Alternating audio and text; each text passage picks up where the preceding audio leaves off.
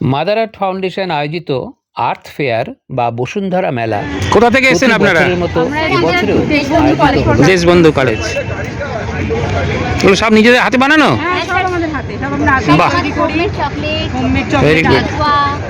দক্ষিণ কলকাতার triangular park বা ত্রিকোণ পার্কে অধুনা শরৎ চ্যাটার্জি পার্ক। মেলায় বিভিন্ন স্বেচ্ছাসেবী প্রতিষ্ঠান ও স্বনির্ভর গোষ্ঠী এসেছিলেন তাদের হাতে তৈরি শুধু সুন্দরবন থেকে এসছে পশরা নানা রকম হাতে তৈরি প্রোডাক্ট নিয়ে। বড়িগুলো কত করে? এগুলো 100 গ্রাম 50 টাকা। 500 টাকা কিলো। এটা পাটালি আছে, পাটালি। এটা তেঁতুল আচার আছে, ঘি আছে, সুন্দরবনের র মধু আছে, রাসন আছে। তো চালানো নি? এখনো চাল সারমুক্ত শাকসবজি, শস্য ইত্যাদির বিপণনের ব্যবস্থা ছিল। আর ছিল পেট পুজোর আয়োজন। ফলের নির্যাস থেকে তৈরি আইসক্রিমের ছিল বিশেষ চাহিদা। মেলার শুভ সূচনা করেন মেয়র পরিষদ শ্রী দেবাশিস কুমার মহাশয়।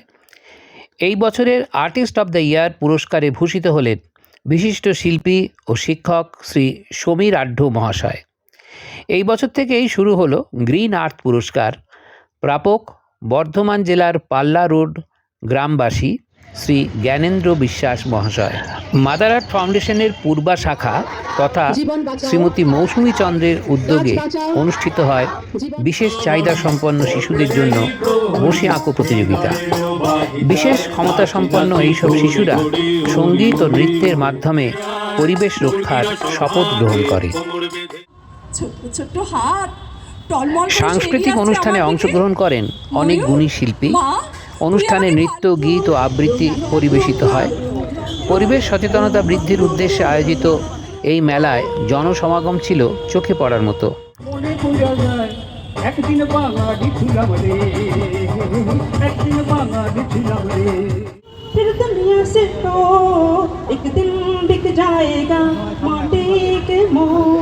जग में रह जाएंगे प्यारे तेरी हो ला ला ला ला ला। चाहे बना के आ चल चल बेटो तस्बे हो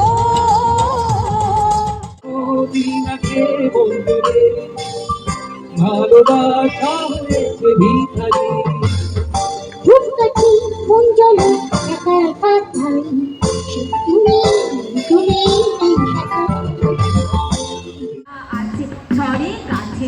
সংস্থার কর্ণধার শ্রী অরূপ ভট্টাচার্য মহাশয়ের ঐকান্তিক প্রচেষ্টা এই মেলাকে আরও মনোমুগ্ধকর করে তুলবে এই কামনাই করি সবাই। মেলায় বিশেষ সহযোগিতায় ছিলেন লায়ন্স ক্লাব অব কলকাতা সাফল্য সম্প্রীত।